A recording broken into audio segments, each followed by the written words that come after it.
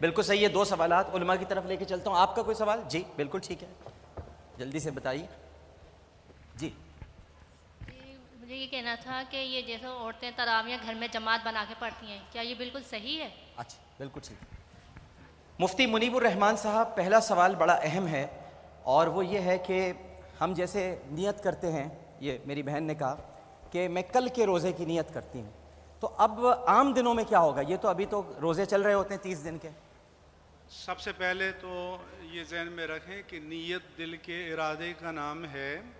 اگر آپ کا دل میں ارادہ ہو اور پکی نیت ہو کہ ہم نے روزہ رکھنا ہے, اور زبان سے نیت نہ بھی کی ہو, تو اس سے روزے کی صحت پر کوئی اثر نہیں پڑتا.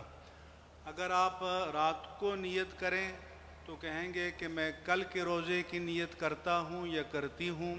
اگر آپ صبح صادق کو سحری کر کے نیت کریں تو آپ یہ کہیں کہ میں آج کے روزے کی نیت کرتا ہوں یا نیت کرتی ہوں. زبانی کہیں تو بھی اچھی بات ہے, نیت کا اظہار ہے, اور زبانی نہ کہیں اور دل میں ارادہ ہو تو تب بھی روزے کی صحت کے لیے یہ کافی ہے. ٹھیک. عبدالحمید ربانی صاحب, یہ گھر میں تراویح خواتین جو کرتی ہیں, پڑھ لیتی ہیں, یہ درست ہے؟ تراویح کی سنت جس طرح مردوں کے لیے ہے اسی طریقے سے عورتوں کے لیے بھی ہے. جناب رسول اللہ صلی اللہ علیہ وسلم نے ارشاد فرمایا کہ اللہ تعالی نے رمضان کے روزے کو فرض قرار دیا ہے, اور وَسَنَنْتُ لَكُمْ قِيَامَهُ, میں نے اس کے قیام کو سنت قرار دیا تمہارے لیے. تو یہ حکم مردوں کے لیے بھی ہے اور خواتین کے لیے بھی ہے. البتہ جماعت کا جہاں تک مسئلہ ہے وہ چونکہ مردوں کے لیے ہے, اس لیے خواتین اپنے گھر میں جہاں فرض نماز ادا کرتی ہیں وہاں رہتے ہوئے وہ تراویح کی سنت کو ادا کریں گی. بالکل صحیح.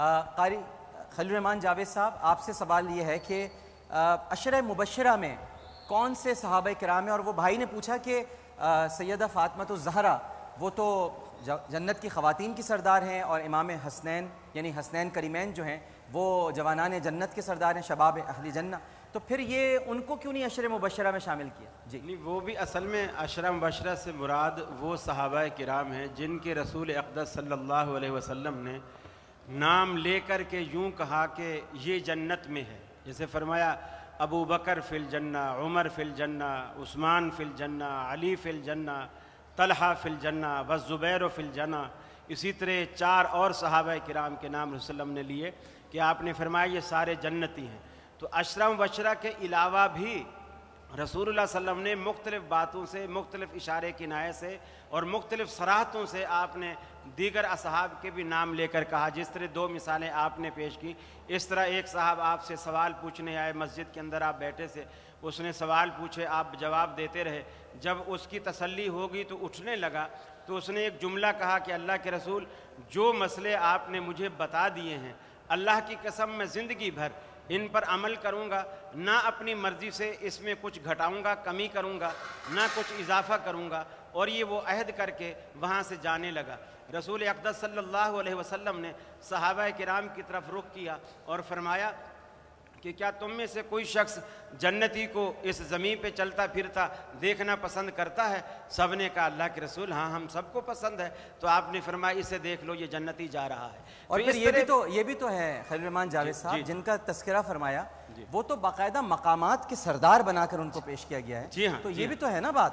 تو یہ اس میں تو نہیں ملا سکتے نا اس آدمی پر جو جنت میں گیا, یہ تو مقامات کے سردار ہے نا.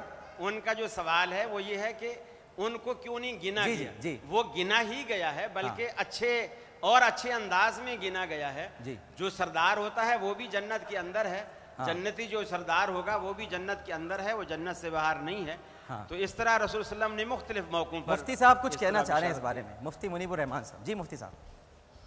میں پہلے تو یہ عرض کرنا چاہتا ہوں کہ یہ تقابل اپنے ذہنوں میں نہ کیا جائے. بالکل صحیح. ساری شخصیت ہمارے نزدیک محترم ہیں, مقدس ہیں, سب سے بہترین جواب سب کے لیے لائق تعظیم ہیں. بے شک. جیسا کہ مولانا نے حوالہ دیا کہ اس حدیث میں حضور نے نام لیا تو عشرہ مبشرہ فی الجنہ یہ اصطلاحاً کہتے ہیں, لیکن جب ان مقدس حضرات کو بھی حضور نے सैयदा शबाब अहलिल जन्ना व सैयद निसा अहलिल जन्ना कहा, तो ये भी मुबश्शिर बिल जन्ना ठीक है, बिल्कुल और सही। इनके जन्नती और होने सबसे में अच्छी भी बात हमें ये कोई मुफ्ती साहब शुबा के, नहीं है। और सबसे अच्छी बात ये कि तकाबुल की बात नहीं होनी चाहिए। बिल्कुल ठीक। आपका सवाल क्या है बहन? सोने की ज़कात किस हिसाब से दी जाती है? सोने की ज़कात किस हिसाब से दी जाती है? और आपका क्या सवाल है? कि हमने गिफ्ट दिया है किसी को हाँ, सोना, अब वो गिफ्ट कुछ ऐसी इंसिडेंट हुई है कि वो गिफ्ट हमने वापस आ गया हमारे पास, तो वो ज़कात मतलब उस पर वो लोग देंगे या हमें देनी है? बिल्कुल सही। आप भी कुछ पूछना चाह रहे हैं, जल्दी से पूछ लें।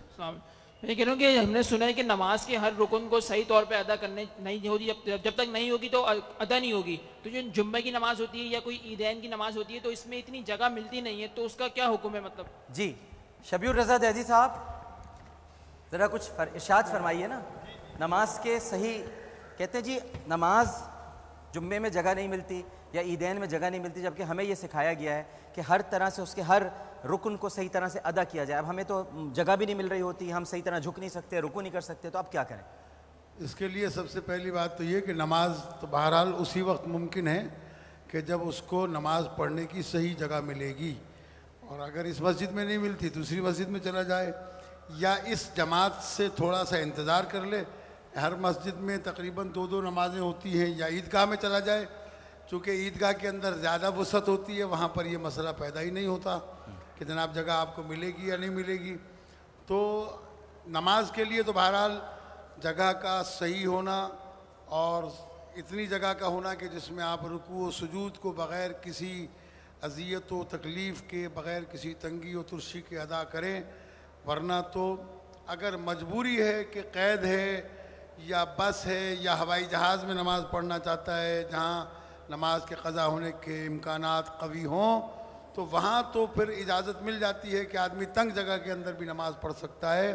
लेकिन जहाँ उसका क़याम है, जहाँ वो नमाज को अच्छी तरह अदा कर सकता है, वहाँ पर इस बात की परमिशन नहीं दी जा सकती कि वो नमाज के अरकान पूरे ना हो लेकिन वो घुसा रहे कि जनाब मुझे तो यही पढ़ना है, नहीं दूसरी मस्जिद में चला जाए, ठीक है, दूसरे इलाके में चला जाए, क्योंकि अखबारात में बाकायदा ऐलानात होते हैं 7 बजे से नमाजें शुरू होती हैं और 10 बजे तक होती रहती हैं, इसलिए वो किसी भी दूसरी मस्जिद का इंतखाब करें। मुख्तसरन जवाब चाहूँगा अब्दुल हमीद रब्बानी साहब, सोने पर ज़कात का क्या मामला है? सवाल थोड़ा सा दोहरा दें। जी, सोने पर ज़कात, जो सोना होता है उस पर किस तरह से ज़कात अदा की? ज़कात जो सोना हो या चांदी हो या नकद करेंसी हो, ज़कात का जो निसाब बयान किया गया है वो चांदी का निसाब है 52.5 तोले चांदी जी, 52.5, और इसी तरीके से सोने का जो निसाब है वो 7.5 तोले सोना है। इसकी वजाहत आप यूँ समझ लें कि अगर किसी शख्स के पास सिर्फ़ सोना है, चांदी करेंसी या दूसरा माल तिजारत नहीं है, तो ऐसी सूरत में 7.5 तोले सोने का एतबार होगा। अगर किसी के पास इतना है तो उस पर ज़कात फ़र्ज़ है, अगर उससे कम है तो वो फ़र्ज़ नहीं है।